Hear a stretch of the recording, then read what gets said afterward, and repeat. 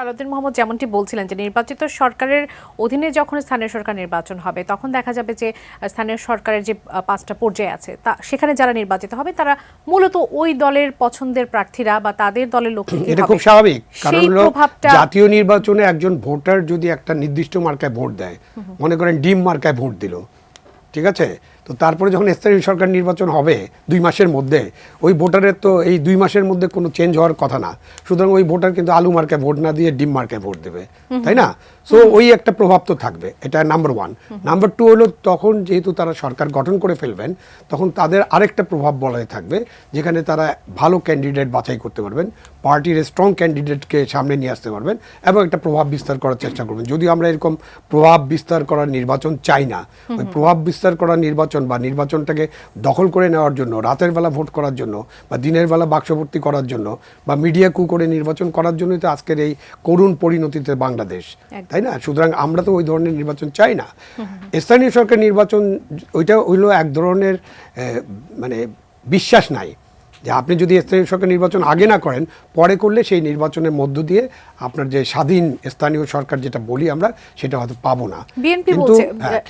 কিন্তু আপনি স্থানীয় সরকার নির্বাচন করার আরো 2টা যুক্তি আছে। একটা হচ্ছে যে উনি অলরেডি বলেছেন, আমি একদম একমত, যে আপনি যদি যে সংস্কারগুলো করছেন, নির্বাচনী সংস্কার বলেন, স্থানীয় সরকার সংস্কার যেটা বলেন, সেটা যদি আপনি দেখতে চান, ফিল্ড টেস্ট করতে চান, যে কোনো জিনিসের তো একটা ইমপ্লিমেন্টেশন করতে হবে।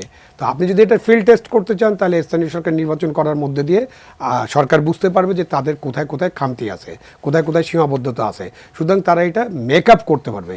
এই মেকআপটা ওনাদেরকে করার সুযোগ দেওয়া উচিত। বাট একটাই কোশ্চেন, যে সরকার, অন্তর্বর্তীকালীন সরকার কি স্থানীয় সরকার নির্বাচনটা করতে চাচ্ছে আগে, বা ওনারা আগে চাচ্ছেন কোনো সুবিধার জন্য কিনা?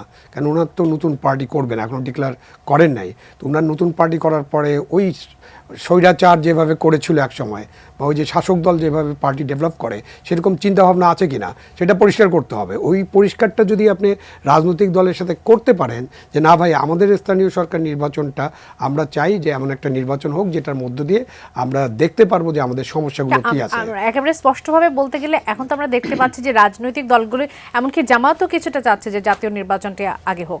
তারা রাজনৈতিক দলগুলো এক পাশে দাঁড়িয়ে গেছে, ছাত্র প্রতিনিধি যারা আছেন তারা এক পাশে দাঁড়িয়ে গেছেন, এবং সরকার বলছে যে রাজনীতিবিদদের সাথে আলোচনা করে বা রাজনৈতিক দলগুলোর সাথে আলোচনা করে একটা সিদ্ধান্তে পৌঁছা যাবে। বিএনপি বলছে যে এই সরকারের অধীনে স্থানীয় সরকার নির্বাচন হতে পারে না, সেটি অবশ্যই হতে হবে নির্বাচিত সরকারের অধীনে। না, বিএনপি কেন এটা বলছে ওদেরকে ব্যাখ্যা দিতে হবে। এই সরকারের অধীনে যদি আপনি জাতীয় নির্বাচন করতে চান, মানে করতে তো হবে, সেটার ব্যাপারে বিএনপি তো আপত্তি নাই, তাহলে অন্য নির্বাচন হবে না কেন? মানে আপনি ওকে অর্ধেক কাজ করতে দিবেন, অর্ধেক করতে পারবে না, এরকম কিছু না। বিএনপির সেই বিষয়টাই হলো যে আগের অভিজ্ঞতা যেটা বলে যে স্থানীয় সরকার নির্বাচন যখন কোনো অন্তর্বর্তীকালীন সরকার বা অন্য কোনো সরকার, তৃতীয় পক্ষের সরকার করে, তখন তারা একটা রাজনৈতিক দল গড়ে তোলার চিন্তা থেকে এগুলো করে। বিএনপিকে ওই চিন্তা যে করতে হবে না, তাদেরকে নিশ্চয়তা দিতে হবে যে আমাদের এই ধরনের মন্দ চিন্তা নাই, আমাদের অশুভ কোনো চিন্তা নাই। এবং তারপর বিএনপি বিশ্বাস নাও করতে পারে, জামাত বিশ্বাস নাও করতে পারে, কারণ আমাদের তো বিশ্বাসের ব্যাপার, আমি বিশ্বাস করব কিনা। আপনি বলছেন যে নাগরিক ঐক্য, নাগরিক কমিটি যারা আছেন তাদেরকে নিয়ে রাজনৈতিক দল, তাদেরকে পরিষ্কার করতে হবে তাদের ইন্টেনশনটা কি, বিএনপিকে পরিষ্কার করতে হবে তাদের ইন্টেনশনটা কি, কেন কে কোনটিকে আগে যাচ্ছে, এই হিসেবটা আসলে কিভাবে হবে, যে তারা কার কাছে কে কার কাছে আসলে পরিষ্কার করবে, এই হিসেবটা কিভাবে হবে আপনার কাছে? মানে এর ভালো কোনো সলিউশন আছে কিনা? এই হিসেব তো পরিষ্কার হবে না, আলাপ আলোচনা করতে হবে। আপনি সামনাসামনি যখন বসবেন তখন তাদের পয়েন্টস এবং ওনাদের পয়েন্টস নিয়ে আলোচনা করতে হবে। এর মাঝখানে আরেকটা ঘটনা ঘটেছে যে আমাদের যে বিভিন্ন স্থানীয় সরকার প্রতিষ্ঠানগুলো বাতিল করে দেওয়া হয়েছে, তাদের কিছু প্রতিনিধিদের নিয়ে ঢাকা একটা মিটিং হয়েছিল এবং তাদেরকে ফেরত আনার একটা চিন্তা ভাবনা করা হচ্ছে। আলোচনায় নাই, মানে কেন আস্থা অবিশ্বাস হয়, আপনি এই কাজটা কেন করলেন? আপনার একটা সরকার, আপনি যে সরকারকে সমর্থন করেন সেই সরকার এগুলো বাতিল করে দিয়েছে। এটা বাতিল করার মধ্যে ভ্রান্তি আছে কিনা, সীমাবদ্ধতা আছে কিনা, এটা আরেক আলোচনা। নিশ্চয়ই আমি মনে করি যে এইভাবে বাতিল করা ঠিক হয়নি, যাতে আমাদের নাগরিক সেবা ব্যাহত হচ্ছে, যে নাগরিক সেবার কথা উনি বললেন। কিন্তু আপনি যখন তাদেরকে নিয়ে আসলেন ঢাকায় এবং তাদের কাউকে কাউকে বললেন যে হ্যাঁ আমরা এটা চালু করতে চাই, তখন তারা যখন বললো যে আপনারা যখন নির্বাচন করবেন, দল করবেন, তখন আমরা সমর্থন করব। তো সেই জায়গা থেকেই তো বিশ্বাসের সেই বিষয়টাকে একটু পরিষ্কার করবেন আলাউদ্দিন মোহাম্মদ, এটি কেন হলো? কালার এক্সপার্ট, জর্জ স্যাপ এবং মাইল্ড অন হ্যান্ডস টেকনোলজি সমৃদ্ধ অরিক্স ক্রিস্টাল ওয়াশ আপনার লন্ড্রি এক্সপার্ট। হ্যাঁ, মূলত যেই ঘটনাটির রেফারেন্স আমার সহ অতিথি দিচ্ছেন, এটি একটি স্বতন্ত্র তাদের যারা কাউন্সিলর, বাদপড়া কাউন্সিলর, তাদের একটা সংগঠন, তারা একটা প্রোগ্রাম করেছিল সেখানে। শুধু স্বতন্ত্র যারা ছিলেন তাদের নিয়ে এই না, আমি বলছি স্বতন্ত্র বলতে ইন্ডিপেন্ডেন্ট, মানে যেটা বলছিলেন যে আমরা নিয়ে এসেছি, ব্যাপারটা এরকম না। ব্যাপারটা হলো একই প্রোগ্রামে নুরুল হক নূর ছিল, ব্যারিস্টার ফুয়াদ আসাদুল্লাহ ছিলেন, এবং আমাদের কেন্দ্রীয় নেতৃবৃন্দের মধ্যে নাসিরউদ্দিন পাটোয়ারি এবং খুব সম্ভবত সার্জিস আলমও ছিলেন।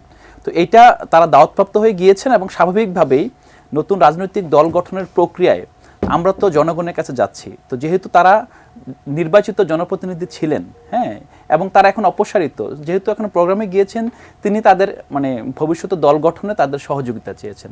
হ্যাঁ, এখন সহযোগিতাটা পাবলিকলি চাওয়া পলিটিক্যালি কতটা কারেক্ট এটা নিয়ে কথা হতে পারে, বাট আমি সহযোগিতা চাওয়ার মধ্যে কোনো খারাপ কিছু দেখি না, ইভেন খারাপ কোনো ইন্টেনশনও দেখি না। কিন্তু কাদের কাছে যাচ্ছেন সেই প্রশ্নটি তো চলে আসে। কাদের কাছে চাচ্ছেন? যারা এখানে সমাবেশ করার অধিকার রাখে বাংলাদেশে, যারা এই ফেসিবাদ মুক্ত বাংলাদেশে সভা সমাবেশ করার অধিকার রাখে, তারা তাদের এলাকায় যারা জনপ্রতিনিধি, যারা মানে ফেসিবাদের দোসর নয়, তাদের সাথে তো আপনি তাদের কাছে যে কোনো কিছু চেতে পারেন। কিন্তু এটা হলো যে পলিটিক্যাল কারেক্টনেসের প্রশ্ন।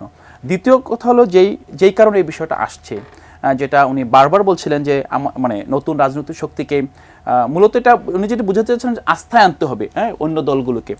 আস্থায় আনার ব্যাপারটা এটা আমরাও বিশ্বাস করি, জাতীয় ঐক্যমত্য দরকার। যে কোনো বড় সিদ্ধান্তে একটা ঐক্যমত্য ছাড়া আসলে এটা সিদ্ধান্ত নিলে পরবর্তীতে এটার ইয়াটা বেশি হয়।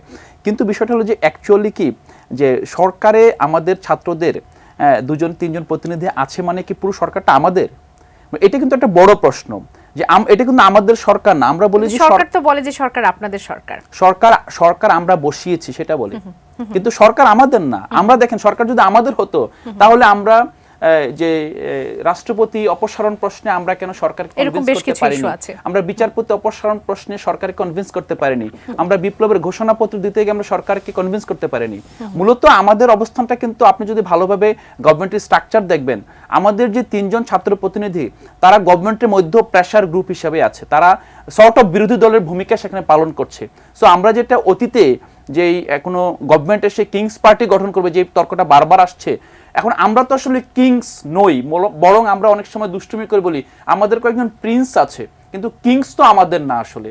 তো এই যে আমাদের যেই কিং আমাদের না, সেখানে আসলে তাদের কাছ থেকে আমরা কোনো দাবি দেয়। ইভেন আপনারা জানেন যে আহত এবং যে শহীদ পরিবার আছে, তাদেরকে আহতদের সুচিকিৎসা এবং শহীদ পরিবারের পুনর্বাসন প্রশ্নে আমাদের ছাত্ররা যারা এখানে যুক্ত আছে, আপনার বৈষম্যবিরোধী ছাত্র আন্দোলনের স্বাস্থ্য উপকমিটি এবং জুলাই স্মৃতি ফাউন্ডেশনে যারা ছাত্রদের থেকে যারা গিয়েছে, তারা গভর্নমেন্টের কাছে এবং তার আমলাতন্ত্রের কাছে দেন দরবার করে অসহায় অবস্থায় আছে।